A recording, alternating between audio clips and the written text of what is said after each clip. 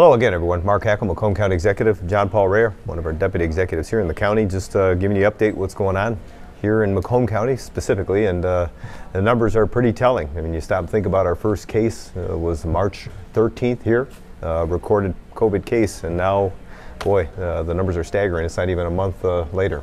Yeah, Mark, not even a month later, and currently in Macomb County, 2,252 cases, and unfortunately 105 deaths countywide.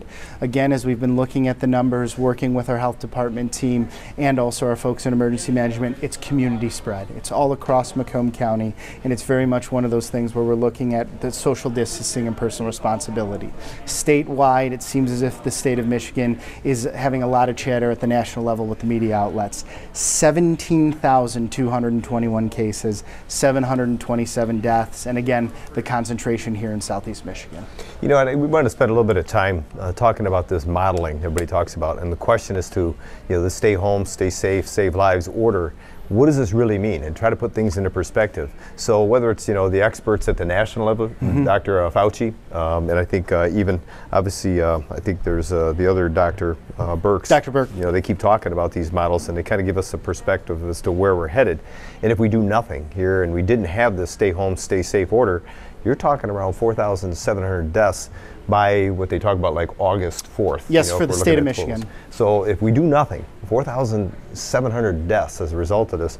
But based upon that modeling, if people do extend the stay home, stay safe order to the end of May, boy, they're talking about just over 2,000 deaths. So you're talking about 2,700 lives could be saved if we extend this order, and people will be very mindful of the social distancing here in the state of Michigan. Mark, it was interesting because the conversation was a lot of hopelessness at the beginning with regards to the spread of this virus, what was going to happen, the hot spots. But again, the focus on the social distancing, the personal responsibility, individuals taking that accountability has really helped flatten that curve and given us the realization that if we put these safeguard and procedures in place, we really can combat the spread of this virus. And I don't know if you're getting it, I get calls a lot from people that I know, even business folks that are very interested in when do we go back to work, this whole idea of essential versus non-essential, even people working within the county government itself, how long do we think this is going to last? And I don't have that answer. It's not for me to make that determination. Right now it's up to the federal government, as well as in particular here,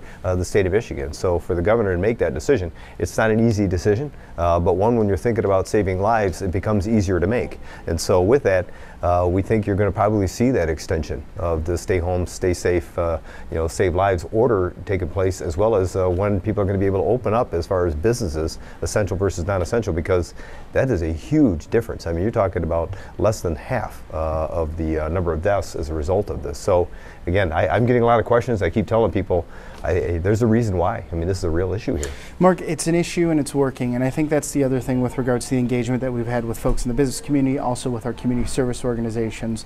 The more engagement we've had with the state on this, the clarifications we're getting, whether it's from the constituent line or from the Attorney General's office, all those connect points are at macombgov.org, and if the extension is going to happen with regards to the stay-at-home order, we'll ensure to get all that information from the executive order all the way down to how it impacts local businesses and our local communities. And they're getting the information from the experts. I mean, let's face it, the people in the healthcare industry are very much connected and understand this probably far better than anyone else. And so, we talk to all of our hospital personnel here in Macomb County. Our emergency management are talking to the lead, I guess if you will, CEOs of the hospitals in Macomb County, and they're saying they're seeing that surge. There's a concern. What's happening in those hospitals is pretty traumatic. If you know somebody who happens to be a nurse or is in one of those environments, they'll tell you. I mean, it's pretty traumatic, and they themselves, the kind of that emotional impact they're having as a result of seeing this has been elevated over the last couple of weeks. So interesting enough. So the other concern we're hearing about is people talking about this emergency order. What does this really mean? I'll just kind of put it in perspective if I can. When you talk about a state of emergency, we can declare that at a local level, a county level. The state can do so, and so can the federal government. All of us have done that. It's a state of emergency. What does that do? Provides us the ability to reallocate resources internally and move resources around if necessary, whether it's personnel or equipment. That's basically what it does. It gives somebody, if you will, that executive authority to do that, and to do it promptly, because they don't need to go through all the other challenges that might come into play, the bureaucracy of it. So it's necessary when there is a crisis, and this is a crisis. So that has happened at every level. The governor has decided, for the first time we've ever seen this before, and even our emergency management personnel have never seen it, ask for a declaration of disaster for the state. She did that, an appeal to the government, meaning the federal government, and President Trump honored that request. So today we currently have a state of emergency for the state of Michigan and a declaration of disaster for the state of Michigan. And what that's all about is recovering funding, getting costs coming back our way. But to add to it, the thing that most people don't understand is this order that she has in place, the stay home, save lives order that she has, as well as, essential versus non-essential. She put that in play because she can, as the governor, under the state of emergency. Now, people are saying she wants to extend the state of emergency. Well, so do we as a county, and so does the federal government. That's so we can fluidly move people around. But she doesn't need that to continue this stay home, stay safe, and save lives order, and or decide what they're going to be essential versus non-essential. That can come from Health and Human Services Department at the state level. They can decide that even without a state of emergency, we're going to make sure that people are sheltering in place and trying to make sure that people are staying out of harm's way to lessen the number of deaths because of this virus traveling throughout the state. Mark, you're absolutely right. Undoubtedly, there's going to be a tremendous amount of chatter, whether it comes from elected officials or those that are on cable news. But really for us locally, all this maneuvering focuses on two key things: resources and response. And with these disaster declarations in place, with the emergency declaration that you've put in place to the county, we can ensure that those experts have the ability to get the critical resources that they need and deploy the most effective response to the needs throughout the community.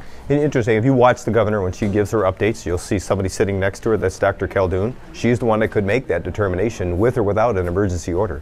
I liken it locally, if I can bring it back to a perspective here, and actually, I think it just, I'm not sure what the actual date was. I think it was 2012 here in Macomb County. We actually had this issue dealing with K2 spice going around the entire state of Michigan, and people were coming to us saying, we need to get this stuff off the shelves. It's harmful to kids. And we were seeing some deaths being recorded as a result of it. So we talked to our health department, and without a state of emergency, the health department here in Macomb County issued what they called an imminent danger order. And so in 2012, they issued an imminent danger order here in Macomb County to get it off our shelves without a declaration of state of emergency, and we did. We got it off the shelves, and the rest of the state followed that lead. So the important part of this is if the health department, whether it's a local and or state, sees that there is a danger to society as far as a health issue, they can make some kind of an order and require that to happen without some kind of a state of emergency. So I think you're going to see that. Again, people wondering why there's continuation of state of emergency is simply put, helps the executive make a determination as to how to reallocate resources, but our health officials are the ones we really depend upon to help us make a determination. How do we keep people safe in our communities? Yeah, Mark, the other interesting thing with regards to all this conversation at the federal level with regards to the stimulus, $2 trillion, a lot of folks, when is the check coming that I'm going to get, whether it's for myself or for my children and everything. We're looking through all of that, not only to get intel on there from our federal partners, but also what types of pools of resources are going to be available for our local partners, whether it's food assistance, whether it's educational assistance, whether it's just critical resources on the infrastructure side. Our team is currently reviewing all parameters of that bill, and anytime those resource pools are available, we're going to make sure we contact those at the state and federal level to illustrate Macomb's needs and make sure we get our fair share there. Yeah, and I don't think people realize what goes on the back end of all this money that comes in from the federal government, the state government, how it comes to, people, particularly people personally, as well as businesses in and around the area, but even government. In other words, reimbursing some of the costs that we have going into this. It's a very complex process, making a determination. There's a lot of recording, a lot of data. So we have people in place that are working on that, not only from our emergency management, from our planning department, but even folks that are there understanding this from the finance department to try to figure out, how do we get reimbursed for the costs, but then try to get you information as to how this impacts you, whether you're a business and or you're just an individual who may have lost their job as a result of this.